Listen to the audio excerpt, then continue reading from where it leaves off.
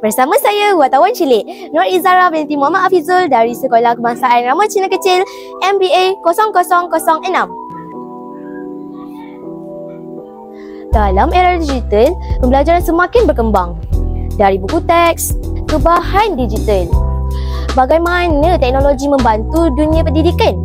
Mari kita dengar pandangan guru dan murid. Selamat sejahtera, Sir. Saya ingin bertanya soalan. Bagaimanakah cara untuk meningkatkan pendidikan digital dalam Sekolah Ramuan Cina Kecil ini?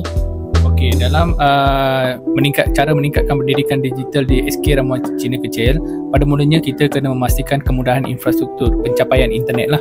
Pencapaian internet sekolah, kita harus pastikan pencapaian internet sekolah adalah di pada peringkat yang optimum dan maksimum lah, supaya tiada masalah semasa penggunaan. Kedua, kita kena tengokkan kemudahan dari segi peranti kita dari segi maksud saya dekat sini adalah macam komputer riba, tablet dan sebagainya. Kita kena pastikan semua murid kita mempunyai peranti yang mencukupi untuk mengakses komputer lah.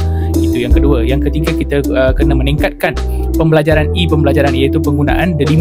Penggunaan pelantar D5 haruslah di peringkat yang maksimum, di mana guru-guru dan murid-murid harus mengakses pelantar D5 dan memastikan penggunaannya di peringkat 100% murid-murid kita ada akaun D5, dan penggunaan Google Classroom GCR tu diamalkanlah untuk meningkatkan pendidikan digital di sekolah. Okey, selain itu penggunaan yang lain yang boleh ditingkatkan ialah penggunaan e-book, iaitu buku digital, untuk mengurangkan masalah murid yang membawa beg berat ni. Salah satu adalah penggunaan e-book lah.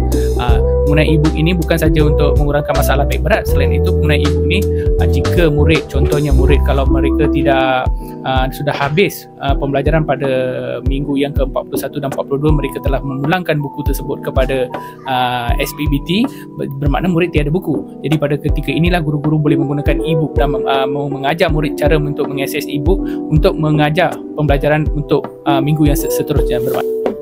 Baik, Sir. Saya ada dua soalan nak tanya, Sir.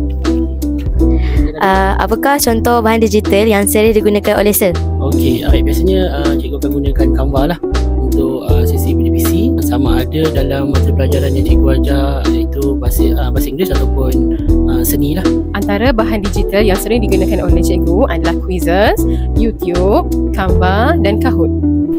Kalau ajar Ustaz, sebelum ni Ustaz ada guna Quizizz dan juga Canva lah. Tapi selalunya guna Quizizz sebab ajar pendidikan Islam, Quizizz tu paling mudah lah untuk digunakan oleh murid-murid. Ni saya biasa menggunakan untuk nilam aplikasi AINS, dan sekiranya berada dalam kelas saya banyak menggunakan aplikasi YouTube. Bahan digital yang selalu cikgu gunakan adalah seperti Tarsia, Live Worksheet dan juga YouTube.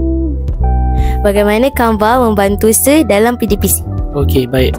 Canva ni dia sebenarnya dia fleksibel. Okey, lepas tu dia mudah digunakan. Lepas tu ianya adalah satu alat digital yang orang katakan boleh gunakan secara percuma. Maksudnya macam Sir boleh akses dia pada bila-bila masa saja. Cara akses pula sama ada Sir gunakan handphone ataupun laptop, komputer. Biasanya sebelum masuk kelas saya akan gunakan laptop lah dalam bilik untuk siapkan bahan-bahan. Kemudian dalam kelas mungkin saya akan bawa laptop ataupun gunakan handphone terus. Quizizz ni dia menarik sebenarnya, dia mudah untuk murid jawab. Murid sendiri akan pergi ke komputer ataupun mana-mana device, dia akan jawab sendiri dalam Quizizz ni. Jadi Quizizz ni antara cara yang menarik minat murid lah.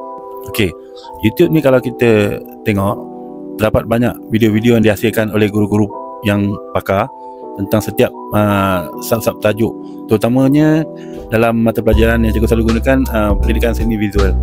Jadi cikgu akan rujuk kepada YouTube tu dulu, dan baru cikgu akan mula menerangkan kepada murid-murid lain, ataupun secara langsung kita bagi murid-murid tengok YouTube untuk aktiviti yang projek yang akan dijalankan. Okey, untuk bahan digital Tarsia, cikgu akan gunakan dalam kelas seperti puzzle. Okey, di mana dalam Tarsia tu cikgu membina soalan-soalan dalam bentuk puzzle, dan dalam aktiviti kumpulan murid-murid akan menyusun dan menyelesaikan soalan-soalan matematik dan membentuk puzzle yang dibina lah.